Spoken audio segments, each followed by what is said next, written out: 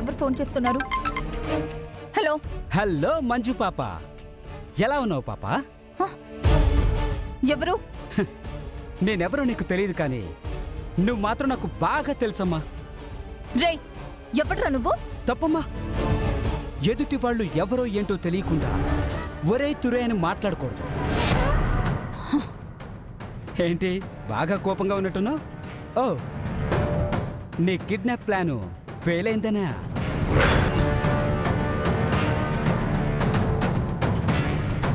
ఏ kidnap ఏంటి? అసలు నువ్వేం మాట్లాడుతున్నావు? అసలు నువ్వెవరు అనుకుని మాట్లాడుతున్నావు? రాంగ్ నంబర్ ఇది. Hello hello hello hello, speaker speaker speaker on చేయి. మంజు పాప, ఫోన్ కట్టేననుకో నీకే నష్టమమ్మా. నీకే ఫోన్ చేసి నీ పేరుతో పిలిచి మరీ నీతో మాట్లాడుతున్నానంటే అవతల వాడికి నీ గురించి ఏదో తెలిసిందనే కదా అర్థం. ఆ చిన్న లాజిక్ ఎలా మిస్ అవుతావమ్మా? ఇప్పుడేంటి, నీ ప్లాన్ ఫెయిల్ అయిందనే నీ బాధ, అంతే కదా? అసలు ఆ చిరు అక్కడికి ఎలా వచ్చాడు అనుకుంటున్నావా? వాడు రావడం అనేది నా ప్లానేనమ్మా. నా ప్లాన్ వల్లే నీ ప్లాన్ ఫెయిల్ అయింది. కానీ ఇక్కడ నీకు తెలియకుండా నువ్వు చేసిన పొరపాటు ఏంటంటే నా ప్లాన్కి నువ్వడ్డు రావడమే.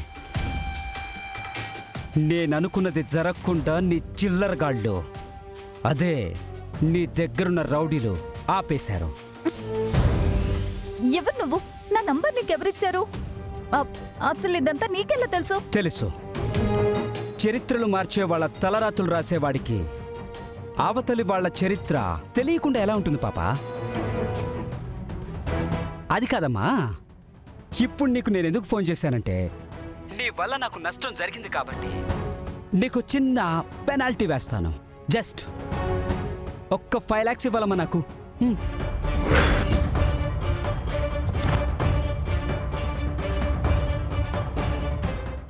హే, తమాషాగా ఉందా? 5 లక్షలు నేనెందుకు ఇవ్వాలి నీకు? చూడు మంచి పాప, నీ ప్లాన్లన్నీ నాకు తెలియదు అనుకుంటున్నావా? నువ్వేం చేస్తున్నావో ఏం చేయాలనుకుంటున్నావో నీ చరిత్ర మొత్తం నేను తెలుసుకున్నానమ్మా. ఆ కృష్ణరాజు ఫ్యామిలీని టార్గెట్ చేసిన విషయం నాకు తెలుసమ్మా.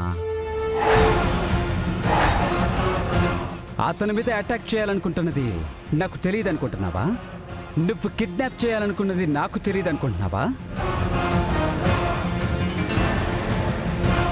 నాకెలా తెలుసని షాక్ అయిపోతున్నావా పాప? అదే నీ సూపర్వైజర్ గాడు ఉన్నాడు కదా, వాడిని పట్టుకొని వాడు ఫోన్ చెక్ చేస్తే నీ మ్యాటర్ మొత్తం బయటపడిపోయింది. కాబట్టి ఇప్పుడు నువ్వు నేను అడిగిన డబ్బులు ఇవ్వలేదనుకో, జరిగిందంతా పెద్ద ఆయన ముందు పెడతాను. అదేనమ్మా, ఆ కృష్ణరాజు గారి ముందు పెడతాను.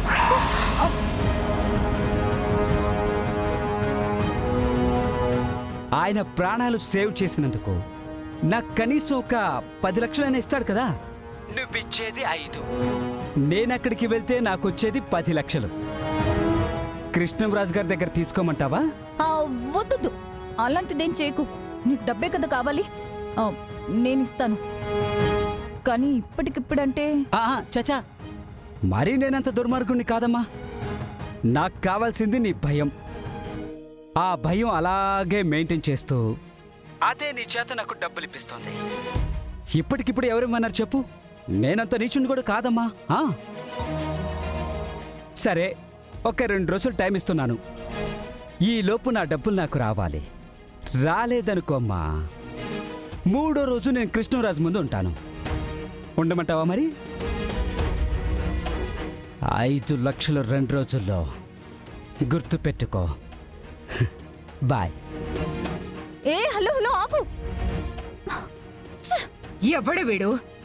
మనకే ఫోన్ చేసి బెదిరిస్తున్నాడు. వెంటనే వీడెవడో తెలుసుకుని వాడంతా చూడాలి. ఆవేశ పడకమ్మా, వాడికి ఇంకా ఏం తెలుసో మనకి తెలీదు. ముందు వాడు అడిగిన డబ్బులిచ్చి వాడెవడో తెలుసుకొని అప్పుడు వాడి సంగతి ఆలోచిద్దాం. ఇప్పుడు ఇలాంటి వాళ్లకు అవకాశం ఇచ్చేసి కృష్ణంరాజు గారికి మనం దొరికిపోయామంటే ఇక జీవితంలో మనం పగ తీర్చుకోలేమమ్మా. ముందు అడ్డొచ్చిన ఈ అడ్డు పుల్లను తొలగించుకుందాం.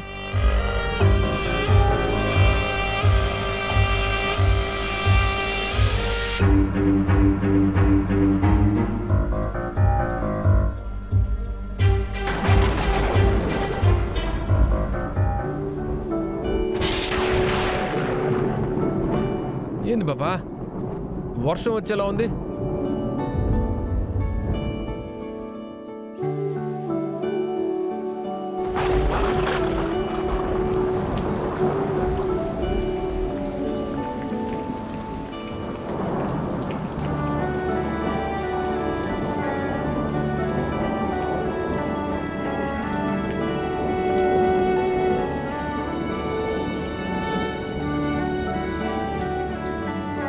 బాబా, వాన పడుతుంది. అయ్యో పెద్ద వర్షం.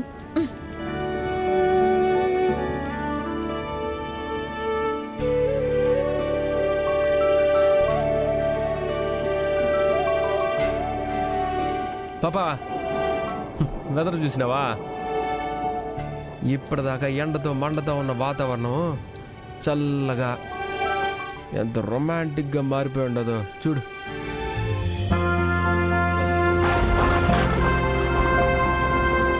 ఇట్టంటప్పుడు వేడివేడిగా అంత శనగపిండి కలిపేసి, అంత ఉల్లిపాయ ముక్కలు తరిగేసి, అన్ని పచ్చిమిరపకాయ ముక్కలు తరిగి, అంత కొత్తిమీర కరేపాకు అలా వేసి, అట్ట అన్నీ కలిపి నూనెలో వేసి పకోడీ చేసినామంటే బయట ఈ చల్లదనానికి వేడి వేడిగా నోట్లోకి పకోడీ పోతా ఉంటే ఎంత కమ్మగా ఉంటుందో తెలుసునా?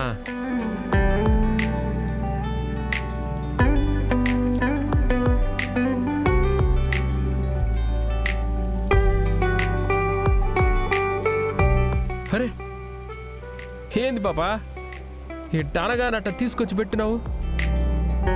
మాయలు మంత్రాలు ఏమన్నా నేర్చుకున్నావా ఏంది నువ్వు? ఇందాకే మబ్బులు కమ్మడం చూశాను. తింటే బాగుంటుంది కదా అని నాకు అనిపించింది, అందుకే చేసి పెట్టాను. పర్లేదు పాపా, ఏమో అనుకున్నాను కానీ బుర్ర బాగానే వాడుతుండవు. అవును, మరి పకోడీ చేయడానికి కూడా బుర్ర వాడాలి. పెట్టింది తిను. తినకుండా పారేస్తావా ఏమి? అసలే జిల్లుమని వెదరు, ఇందులో వేడివేడిగా పోకోడి విడిచి పెడతావా?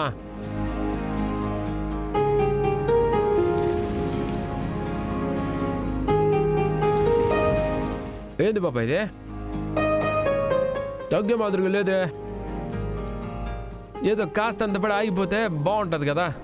అవతల పంటల పంటకు రైతులు, నీళ్లు లేక జనాలు అల్లాడుతుంటే నీకు వర్షం ఆగిపోవాలనుందా?